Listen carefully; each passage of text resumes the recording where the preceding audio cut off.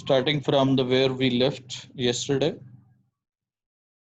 इसमें हम देखेंगे किस तरह से हम स्टेंजा को एक्सप्लेन करना है, because in this part of your level you are not supposed to write some summary or such sort of thing, rather you have to explain stanza.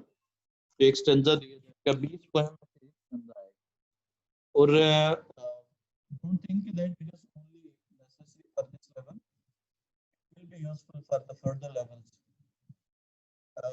इस तरह से suppose somebody wants to get admission into some university in English literature or English linguistics, तो वो उनको ज़रूरत होती है particularly very esteemed institution like GC University, Punjab University and Kaidan University and NED University, such universities like, तो वहाँ के अक्सर जो पढ़े लिखे लोग हैं, फारिग तहसील लोग हैं, वो अक्सर आपके सिविल सर्विसेज में ये CSPs जो होते हैं वहाँ पे जाते हैं। तो वहाँ पे बहुत सारे बच्चे अपना करियर अडॉप्ट करने के लिए, यानी एज अ CSP ऑफिसर, वो क्या करते हैं, वो इंग्लिश लिटरेचर या इंग्लिश लैंग्वेज को वो क्या करते हैं, एज अ सब्जेक्ट ऑप्ट करते हैं। और मैंने लाहौर में 3 साल पढ़ाया, वहाँ पे आप you will be astonished to learn that के even some students had more than 1000 marks in FSC and they were doing their BA bachelor. हमारे यहाँ तो ये होता है ना कि जो किसी काम का नहीं होता वो BA में होता है, लेकिन वहाँ पे लोग ऑप्शनल जो ना वो ऑप्ट करते हैं because they wanted to pursue their career in CSS या Superior Services Examination। तो इससे आप अंदाजा कर सकते हैं वो लोग विलिंगली पढ़ते हैं इसको, इंग्लिश लिटरेचर को, बिकॉज ऐसे राइटिंग जो 100 नंबर का होता है उसमें फेलियर रेट जो है वो तकरीबन, उसमें पास रेट टोटली 1.5 या मैक्सिमम 2 तक जाता है, यानी जितने CSS एग्जाम देते हैं। और उनमें जो मेन चीज चाहिए होती है वो इंग्लिश राइटिंग है, लिटरेरी राइटिंग उसके लिए रिक्वायर्ड होती है। तो ये सारी चीजें हमें फैसिलिटेट करेंगी इन आवर फ्यूचर प्रॉस्पेक्ट्स। फिर इसके अलावा आप कोई भी ऑप्शन या कोई भी फील्ड अडॉप्ट करते हैं जिंदगी का, तो उसमें English writing is inevitable, is a necessary, because it cannot be avoided, particularly while living in Pakistan. You have to face this kya hoga English language, because everything is written in English, everything is communicated in English, every correspondence, official correspondence in English.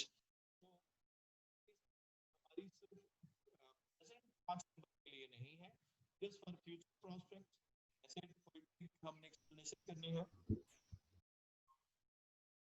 Poetic explanation कैसे करनी है, और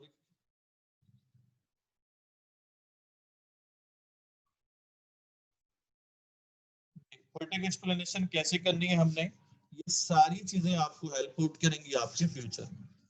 तो इसलिए this is very important. So always think that, always keep in mind that it is not for the sake of only 5 marks. You will realize its importance later on. That's why I focus a lot of things on this writing techniques and writing exercise. इसलिए आपने यहाँ पे देखना है। पहले आपने क्या करना जी, हम आप आते हैं अपने फर्स्ट ईयर की तरफ। स्टेंजा एक्सप्लेनेशन में सबसे पहले आपका रेफरेंस है, जिसको हम पहले आप उर्दू में कहते हैं, क्या कहते हैं, हवाला मतन, जिसमें शायर और पोएम का नाम लिखते हैं और उसके हवाले से हम बात करते हैं।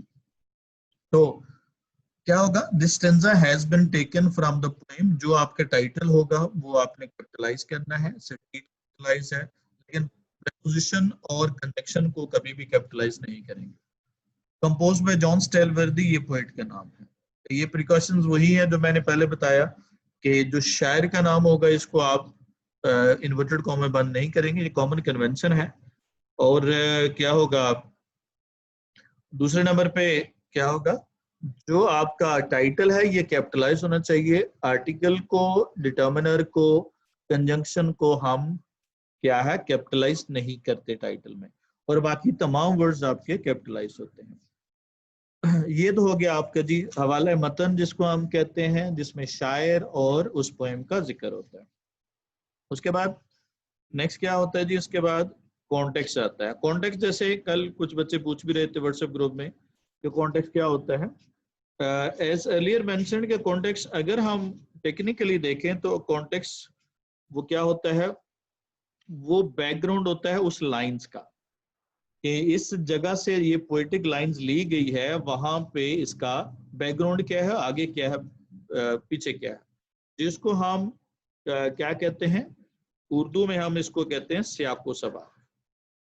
ठीक है, यानी व्हाट इज बिफोर, सियाक का मतलब पहले और सबाक का मतलब बाद में आने वाला, सबकत ले जाने वाला।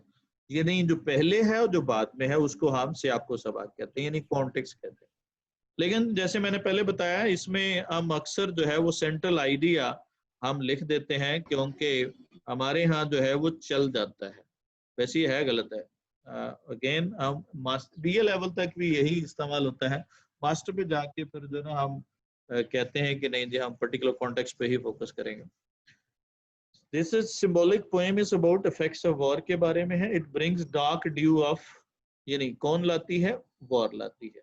डार्क ड्यू लाती है किसकी, मुश्किलात की, उसके बाद पॉवर्टी की, मिजरी की, मुसाइब की, डार्क ड्यू गिराती है।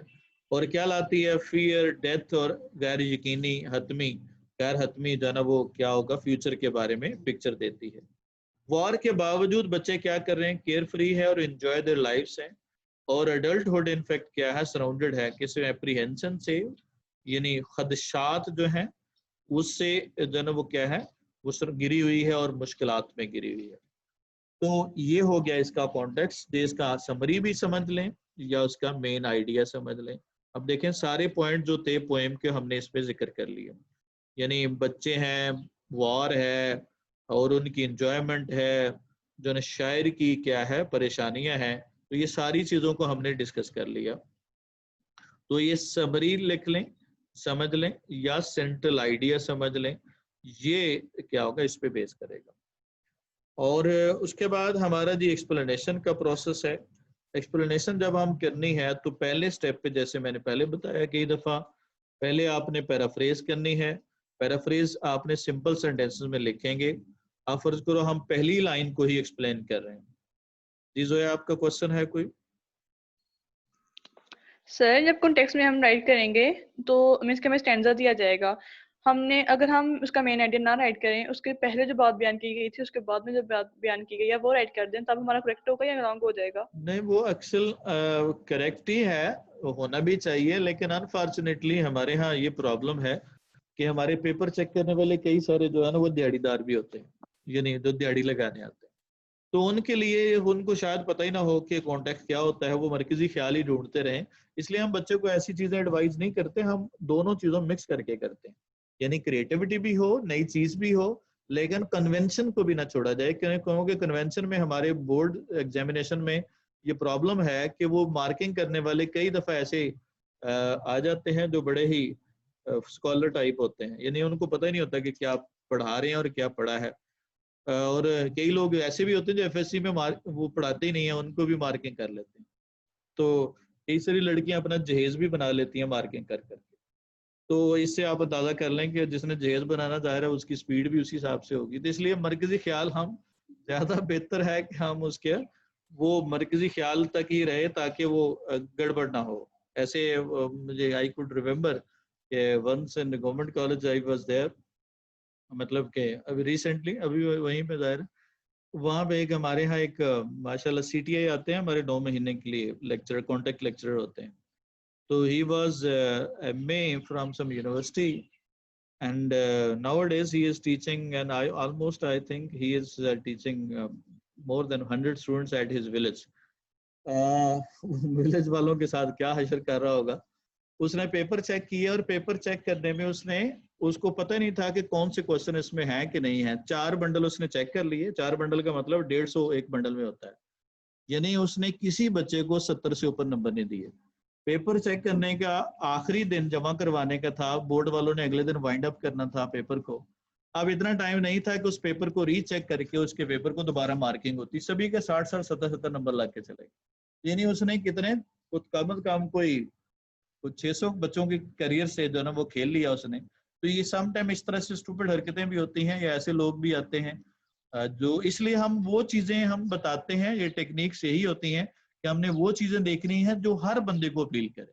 यानी एक जो दिहाड़ी लगाने के लिए आता है वो भी, और जो पेपर चेक करने के लिए आता है वो भी, और जो क्रिएटिव होता है वो भी। अगर जिसके से हम हमें नहीं पता किसके पास चला जाना हमारा पेपर, इसलिए हम सारी चीजों को मिक्स करते हैं, ब्लेंड करते हैं, ताकि हमारी अच्छी से अच्छी प्रेजेंटेशन। तो ये हमारा एक्चुअल आइडिया होता है, इसलिए हम एडवाइस करते हैं तो ऐसा काम नहीं करना जो अनोखा हो, जो पढ़ने वाले को किसी को पता न चले। तो इसलिए हमने कन्वेंशन में रहते हुए काम करना है, अच्छी प्रेजेंटेशन हो, अच्छी कोटेशन इस्तेमाल की हो, ताकि पढ़ने वाले को क्या हो, पहली नजर में आपको देख के वो नंबर लगा दे। और क्योंकि ऐसे भी होते हैं, आई कुड रिमेम्बर कि एक हमारी स्टूडेंट थी, she got 94 in first year and 94 in second year, और मैंने उसको कभी 70 से ऊपर नंबर नहीं दिए। वजह क्या थी कि उसकी इतनी ग्रामेटिकल मिस्टेक होती थी, लेकिन उसकी प्रेजेंटेशन और उसकी हैंड राइटिंग कमाल की थी। और she was the daughter of a doctor, and now she is doing her MBBS. So unfortunately वो उसको बिल्कुल नहीं आती थी, लेकिन वो उसका काम चल गया। तो पेपर में ऐसे भी हो जाता था। इसलिए we have to focus on presentation, all aspect, grammar भी, राइट जन प्रेजेंटेशन भी, और क्रिएटिविटी भी, यानी हर बंदे को अपील करे हमारी जो सवाल होगा। तो इसलिए हम सारे पहलुओं को पे गौर करते हैं। जी, पैराफ्रेज करनी है जी हमने। सबसे पहले सिंपल सेंटेंस में लिखना है। फर्ज करो विक्स बैलेंस फ्लेम, तो आप सिंपल सेंटेंस में लिखेंगे तो क्या लिखेंगे जी? हम कहेंगे कि लाइफ वाज, क्या होगा, very comfortable and smooth before the war, just like अ, क्या होगा, फ्लेम ऑफ अ कैंडल। तो क्या होगा, वो फ्लेम ऑफ कैंडल की तरह क्या था, वो था, स्मूथ था। और क्या होगा, when the dark dew of क्या होगा, when the dark dew of war falls on it, it क्या होगा, goes out, the light of the candle goes out, वो रोशनी उसकी क्या होती है, बुझ जाती है। तो इस तरह से आपने पहले आप उसका क्या करेंगे, सिंपल सेंटेंसेस में लिखेंगे। और जितनी भी एक्सप्लेनेशन है, जैसे मैंने पहले बताया कि कौन से टेंस में लिखनी है, मैंने इसीलिए आपको पहले उस टेंस की प्रैक्टिस करवाई थी। प्रेजेंट इंडेफिनेट में हम इसको इस्तेमाल करना, ठीक है। मैंने आपको दो टेंसेस की प्रैक्टिस करवाई थी, प्रेजेंट डेफिनेट और पास्ट डेफिनेट। वो इसीलिए करवाई थी ताकि आपको सेंस हो कि आपने इस्तेमाल कैसे करना। फिर आपने क्रिटिकल आइडियाज देना है, जहाँ पे बताएंगे कि ये क्या है, पोस्ट वॉर पोएम है, इसमें वॉर के इफेक्ट्स के बारे में बताया गया है। वो अनसर्टेनिटी के बारे में है कि जो ह्यूमैनिटी के अनसर्टेनिटी है, ह्यूमन बीइंग के फ्यूचर की अनसर्टेनिटी है, जो यहाँ पे मेंशन की गई। फिर आपने वहां पे मेन आइडिया जितने भी हैं उसमें, शायर का पेसिमिज्म है, शायर डार्क पहलू को देखता है, शायर बुरे पहलू को देख रहा है, वो सैड है, वो वरीड है, वो डिजेक्टेड है किस पे, दुनिया के या लॉस ऑफ लाइफ पे। तो इस तरह से आपने उसके क्रिटिकल पॉइंट्स आपने देखेंगे। और लास्ट पे आपने, सेकंड लास्ट पे बल्कि, फिगर्स ऑफ स्पीच देखेंगे, जो आपके सिमिली है, मेटाफर है, जैसे कल हमने पढ़ा क्या होगा, रेडियंट एज लेंटन, तो ये क्या है, सिमिली है। क्या होगा, मेटाफर, सिनिकडोशे एंड मेनी मोर, बहुत सारे फिगर ऑफ स्पीच हैं। वहां पे आपने उसका मेंशन करके आपने, मैंने आज के इस में पोएम में मैंने ये मेंशन कर दिया है। इस तरह से आप यूज कर सकते हैं सेंटेंस को कि the poet has used simile, कोई शब्द में से आ जाए, सिमिली है, मेटाफर है, वो वर्ड लिख देना आपने। सिमिली या मेटाफर या पर्सोनिफिकेशन ऑफ, जिसकी है वो वर्ड लिख देना जिसकी सिमिली मेटाफर किया गया हो। जैसे हम यहाँ पे लिखना हो, सिमिली किसकी इस्तेमाल की गई, रेडियंट एज लैटर्न, इस तरह से वो example they the. Which enhances the imagery, ये सारे के सारे जो फिगर ऑफ स्पीच है, ये इमेजरी को बढ़ाते हैं। और यहाँ पे इमेजरी कौन सी है, वॉर की है, ट्रबल्स की है। और यहाँ पे आपने जो एसोनेंस है, एसोनेंस होता है वाउल की रिपीटेशन होती है। और क्या होगा, अलिट्रेशन कॉन्सोनेंट की रिपीटेशन होती है। और ओनोमेटोपोए का होता है कि जैसे वर्ड हो वैसी ही साउंड हो, यानी कि रसलिंग, रंबलिंग, यानी जैसे वर्ड प्रोनाउंस हो रहे हैं वैसे ही साउंड प्रोड्यूस करते हैं। तो इनको हम ओनोमेटोपोए का इस्तेमाल करते हैं।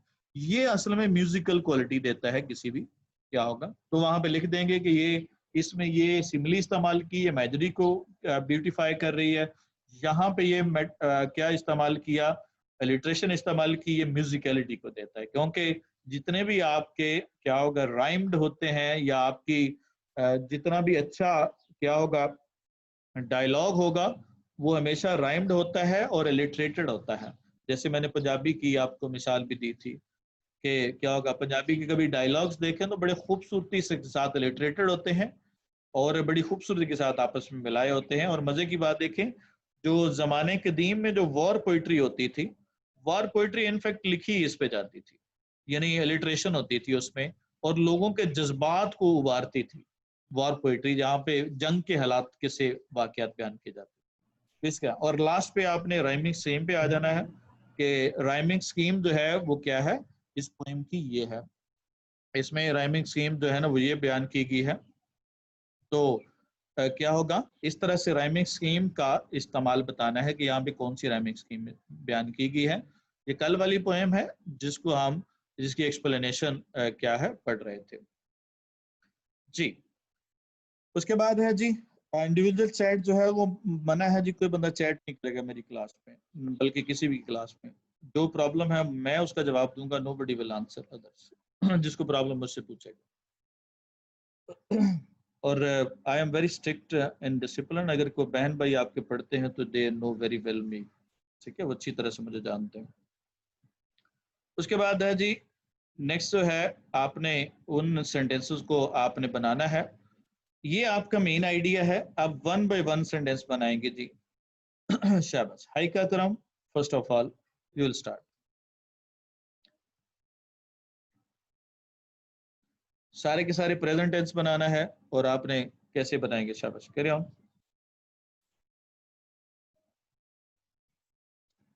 Abdul Rahman,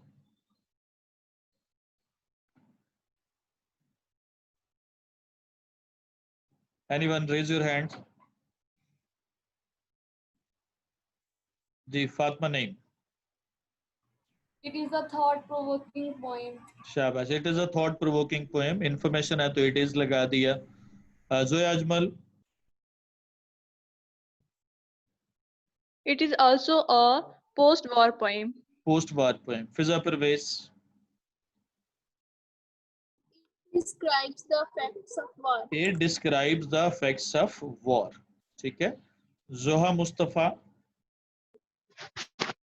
It is written in the backdrop of the World War. शाबाश। अब यहाँ पे राइट कर रहा है या राइट हुई है।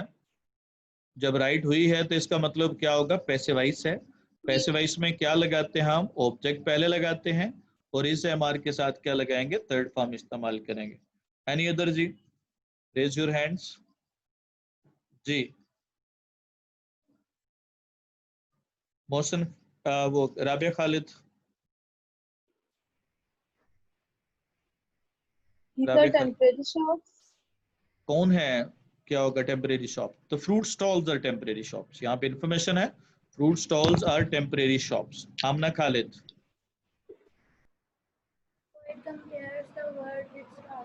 The poet compares the word with fruit stall. Fruit stall के साथ क्या करता है, कंपेयर करता है। शाबाश। क्या होगा नेक्स्ट वाला जी, कौन बताएगा जी, बाकी लोग। All of you have to participate. Fatima Iftikhar, He shows the grand scale of the subject. He shows the grand scale of the subject, यानी कि उसके वसी पैमाने पे, यानी बड़े पैमाने पे उसको दिखाता है। ग्रैंड स्केल यानी बहुत बड़े पैमाने पे दिखाता है। यानी यहाँ पे जब स्ट्रीट से मुराद क्या ले रहा है, वर्ड ले रहा है, तो इसका मतलब उसका स्कोप क्या हो गया, किसी छोटे इलाके के लिए या पूरी दुनिया के लिए है, पूरी दुनिया के लिए है जी। उसके बाद है जी फातिमा मुजाहिद,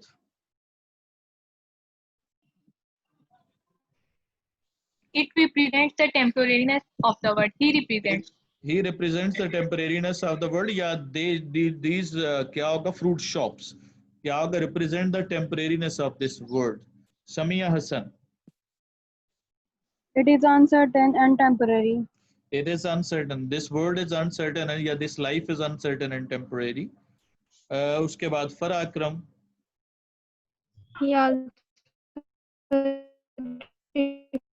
it also reflects the uncertainty and chaos after the world war। World war के बाद जो chaos है वो दिखा रहा है जी। उसके बाद है जी पहला स्टेंजा शुरू होता है आपका।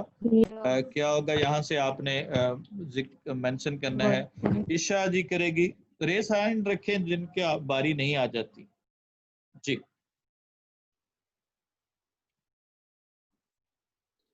It is symbolically lines. क्या होगा? शाबाश। These lines are symbolic. ठीक है, ये लाइंस क्या है? सिंबॉलिक हैं। शाबाश। उसके बाद नेक्स्ट वाला कौन करेगा? राबिया राहत। It compares human life with the flame. नहीं, कौन कंपेयर कर रहा है ह्यूमन लाइफ को? The poet compares. The the poet poet compares. जी। Mishal Khalil. He described the situation before war. अच्छा, बिफोर वॉर हो गया। गुड। मिसबा रमजान।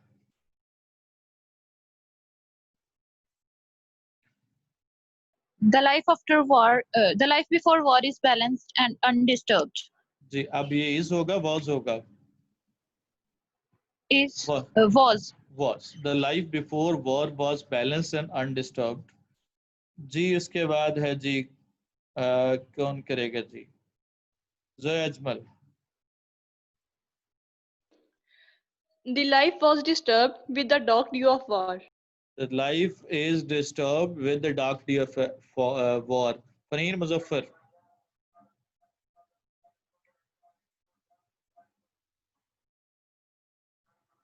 शाबाश। फरहीन, कम ऑन बेटा। It is a symbol of worries and troubles. कौन है symbol? War is The the symbol war. of worries The- and troubles. अब यहाँ पे क्या होगा? डार्क ड्यू सिंबल है ना, सिंबल वार तो नहीं है। Dark due is the symbol of क्या होगी? Dark Worries due and is the troubles. Symbol of worries and troubles of life. और क्या करते हैं जी? शाबाश। नेक्स्ट सी कौन करेगा? Fiza. It extinguishes the light of life. It extinguishes, बुझा देती है। किसको? ये डार्क ड्यू किसको बुझा देती है?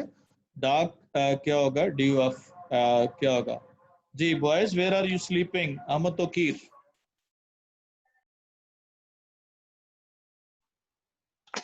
It is also a symbol of war. It is also the symbol of war. Kashaf बताएगी जी next sentence. He compared human life with the street of fruit stall. जी, he compares human life with the streets of fruit stall. Waqar Liaquat.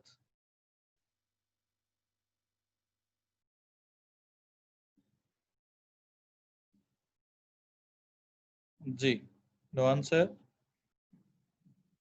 कमन जी। आमना अख्तर।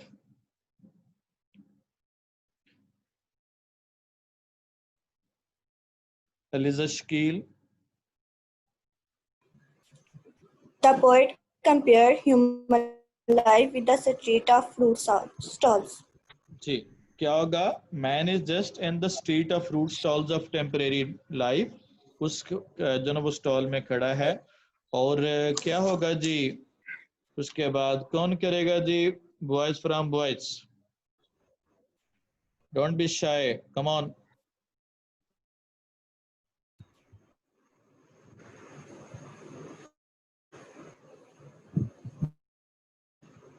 आमना मुमताज।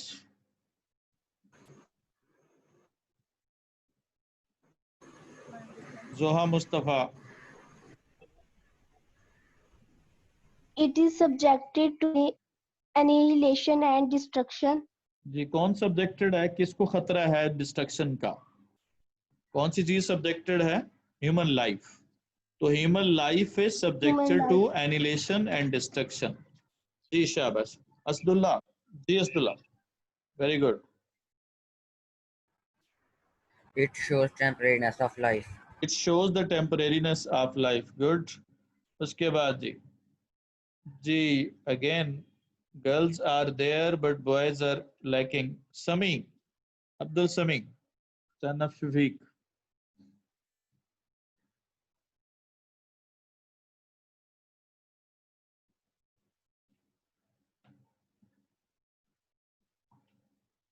समी, क्या होगा जी उसके बाद? Any boy? चलो जी, अगेन फ्रॉम गर्ल। क्या का फातिमा नहीं?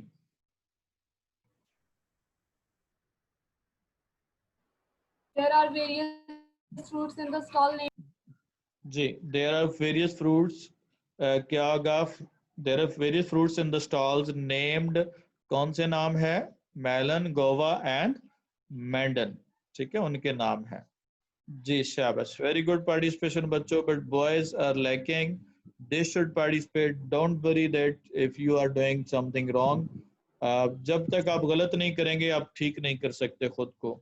और this is the first step to correct yourself.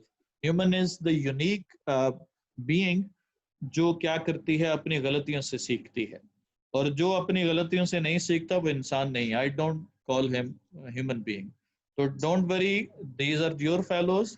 They will not क्या होगा, eat up you. ये आपको खा नहीं जाएंगे. They are your fellows और वो भी इसी लेवल के हैं, आपके लेवल के हैं. सिर्फ कॉन्फिडेंस का और हेजिटेशन का फर्क होता है. Don't worry about that. You can do. I hope that you can do. You are the besties of the best of the Shakargarh, and you can do all these things. So don't worry. Don't hesitate to express yourself.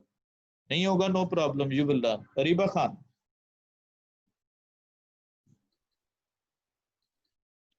It shows the blessings of life.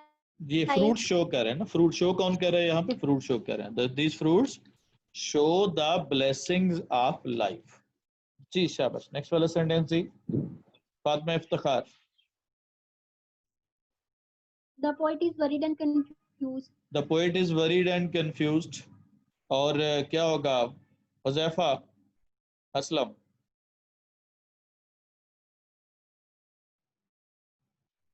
He cannot enjoy life and its blessings. He cannot enjoy life and its blessings. जी बच्चों, अब time है हमारे पास 10 minute और उसमें मैं आप सुनेंगे और मैं आपको प्रैक्टिस करवा रहा हूँ. आप लोग अपने माइक्स बंद कर देने हैं. अभी आप लोगों ने जरा सुनना है कि हम सेंटेंस कैसे बनाने हैं. अब क्या होगा? क्रिटिसाइज कर रहा है. कौन क्रिटिसाइज कर रहा है? The poet criticises. हमने कहा प्रेजेंट टेंस इस्तेमाल करना है तो क्या लिखेंगे हम? प्रेजेंट टेंस इस्तेमाल करेंगे, एस लगाएंगे. कौन ब्रिंग करता है? वो पे सवाल करना है. कौन कर रहा है? वो सब्जेक्ट होगा आपका. किसको ला रहा है? वो ऑब्जेक्ट होगा आपका. तो क्या होगा? It brings death and destruction. उसके बाद आपकी रेलिवेंट कोई भी आपने कोट लिखनी. इन पीस, बेटे अपने बापों को दफनाते हैं और जंग में बाप अपने बेटों को दफनाते हैं. कौन अरेंज किए गए हैं? अरेंज कर नहीं रहा, किए गए हैं. The fruits are arrange in a pyramid shape. अब लुक कौन दिखाई देते हैं? वो दिखाई देते हैं. द एक्टिव वॉइस है they look like cannon balls. कौन पाता है उन्हें? Find of destruct weapon of destruction. Poet किसे? उन्हें. He find them the weapons of destruction. क्या होगा? इट शोज, ये शो करती है. किसकी इंटरेस्ट खो गई है? The poet. अब चूंकि ये काम हो चुका है तो इसको कभी भी आपने पास्ट में नहीं लगाना. ये क्या लगाएंगे हम? पास्ट में नहीं लगाएंगे बल्कि क्या लगाएंगे? Has lost. या जब इस स्टैंजा को एक्सप्लेन कर रहे हैं तो पास्ट का इस्तेमाल कम से कम करना ताकि वो टेंसेस में मिक्सिंग ना हो. कौन सराउंडेड है? अब चूंकि सराउंड हो चुका है तो पैसिव इसमें आ जाएगा. He is surrounded bye. कौन फ्राइटेंड हो जाता है? he has या he gets frightened by everything. कौन एलेबोरेट करता है condition of war? The poet या ही एलेबोरेट्स. कौन जल रही है फायर के साथ? क्या होगा? The life is burning with fire, जो कहता है ग्लो हार्ट, रेड हार्ट. और it becomes red heart while other time becomes gold heart. उस तरह से हो जाती है जिस तरह से गोल्ड हार्ट और रेड हार्ट है. उसके बाद है जी नेक्स्ट अगली लाइंस में हम जाएंगे. क्या होगा? क्या शो करता है? It shows that. क्या होगा? लाइफ इज बर्निंग या human life is burning with. ये बर्निंग अब सीन आ गया तो प्रेजेंट में चूंकि लिख रहे हैं स्टेंजा को तो ये प्रेजेंट का सीन आ गया. प्रेजेंट सीन में हम क्या यूज करते हैं? प्रेजेंट कंटिन्यूस इस्तेमाल करते हैं. PSMR के साथ भी यूज करेंगे. Life is burning with the fire of weapons and क्या होगा? Poverty and misery. Effect of war क्या है जी? वॉर ने क्या लाया? अनसर्टेनिटी, डेथ, डिस्ट्रक्शन वगैरह. कौन सी फ्रूट मेंशन्ड है? 3 फ्रूट है, मेलन, गोवा, मैंडन. सिग्निफिकेंस क्या है टाइटल की? कि इंसान की जिंदगी क्या है? टेम्परेरी है. और इंसान का जो क्याम है, stay in this life is temporary. और उसको खतरा है किससे? डेथ से. और फ्रूट कैसे अरेंज किए गए हैं? पिरामिड शेप में अरेंज किए गए हैं। क्या होगा? उसकी अरेंजमेंट की सिंपल बताई गई है। कम से कम 2 से 3 सेंटेंसेस होने चाहिए आपके आंसर्स में, इसको इस तरह से आपने एक्सप्लेन करना। उसके बाद है जी नेक्स्ट में देखिएगा हम, नेक्स्ट में कौन एलेबोरेट करता है? The poet elaborates. किसको एलेबोरेट करता है? The condition of war. He describes, he shows. क्या होगा? There are dark children. अब मौजूद हैं, तो कुछ चीज मौजूद होती है तो वहां पे देर का इस्तेमाल करते हैं। There are the dark children with limited sources. They have only one kind to spend. अब ये उनके पोजेशन में है तो क्या यूज करेंगे? वहां पे हैव का इस्तेमाल करें। They have only one kind to spend. ये वन कॉइन मेटाफर है। One coin is metaphor of, क्या होगा? One kind metaphor of limited resources. और यहाँ पे द पोएट कंट्रास्ट कौन कर रहा है? दो टाइप के कंट्रीज का, द पोएट कंट्रास्ट हो गया। क्या होगा? कौन से मुल्क हैं जो इंडल्ज कर रहे हैं? The rich countries are indulging. कौन है miseries? The poor countries are surrounded by miseries and troubles. The poet mentions, जिक्र करता है, it may be an African society. और कौन है फेसिंग? यहाँ पे कंटिन्यूस टेंस आ गया, फिर सीन आ गया, विच आर फेसिंग सिवियर जो है ना प्रॉब्लम। यस्टरडे हिस्ट्री है, टुमारो क्या है? मिस्ट्री है, और टुमारो गिफ्ट ऑफ गॉड है, इसलिए हमें प्रेजेंट को ही एंजॉय करना चाहिए। कौन केयर करता है जी? Children don't care, they forget, क्योंकि अब बच्चे हमारा सब्जेक्ट आगे, care, forget. They enter the light of lantern. और लाइट किसकी सिंबल है? Light the symbol of hope and optimism, यानी वो रोशन ख्याल हैं, वो उम्मीद का दामन नहीं छोड़ते और वो अपनी जिंदगी को एंजॉय करते हैं। अब क्या है जी? क्या होगा? Everything is सर्मनी in the walled garden of childhood. Childhood में हर चीज खूबसूरत लगती है। कौन डेवलप करता है? The poet develops the contrast. कौन के वरीड है वरीज एंड ट्रबल्स में? क्या होगा? ह्यूमन लाइफ इज, या क्या होगा? लाइफ ऑफ पॉवर्टी इज, क्या होगा? Characterised by worries trouble.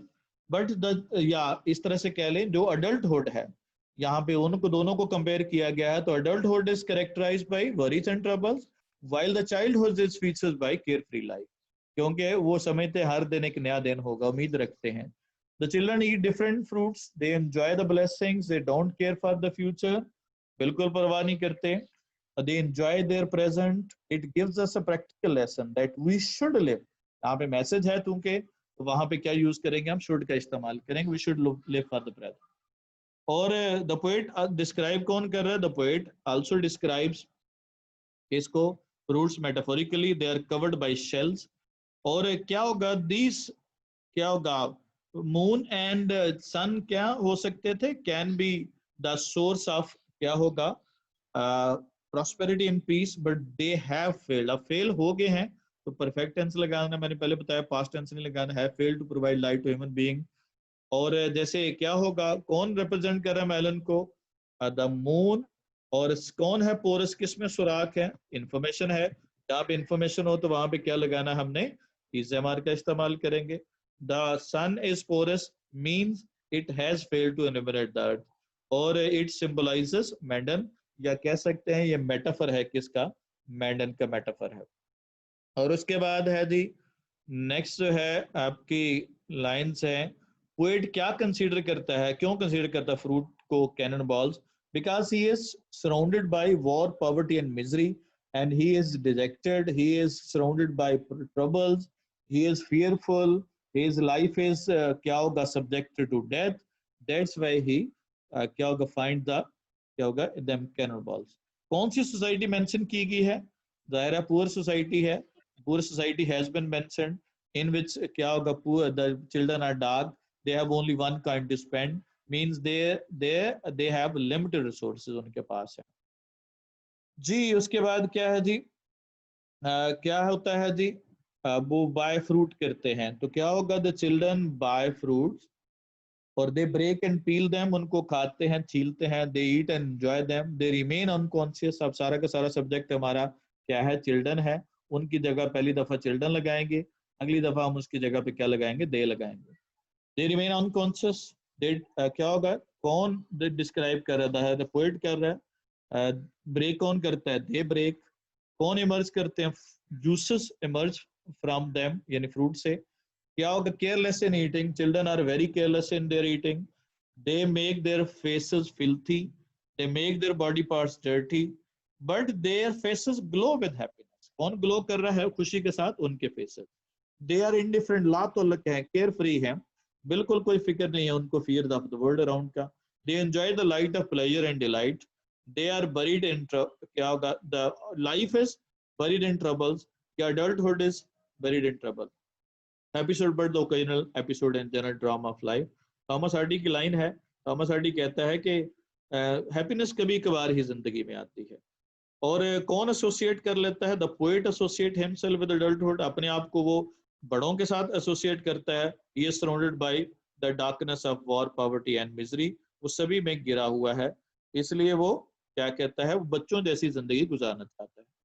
और क्या होगा? यहाँ पे जंग के बारे में बता देना, ओ वार दो सना फैल, तुम, शेक्सपियर की लाइन है, तुम जहन्नम की बेटी हो और जब आसमान को गुस्सा आता है तो तुम्हें भेज देता है, तुमसे सलाह लेता है। और उसके बाद हमने देखा है जी किस तरह से बच्चे जो है ना फ्रूट खाते हैं। क्या होगा? वो क्या है? फ्रूट कैसे खाते हैं? They don't care, they just eat and peel and eat the fruit, वो बिल्कुल परवाह नहीं करते। और उसके बाद क्या होगा? उसके बाद है चिल्ड्रन कैसे ईट करते हैं, हो गया। What are the feelings of the poet? Poet क्या है? डिजेक्टेड है, सैड है, वरीड है, because is surrounded by war, poverty and misery. Main idea क्या है? दो चीजें हैं। कंपैरिजन किसका है? ये कंपैरिजन ऑफ अडल्टहुड एंड क्या होगा? चाइल्डहुड। दूसरा कंपैरिजन है rich countries and poor countries का। तीसरा पॉइंट है इसका वॉर पे क्रिटिसिज्म करना। दो फेजेस ऑफ लाइफ का कंपैरिजन करना, टू फेजेस का।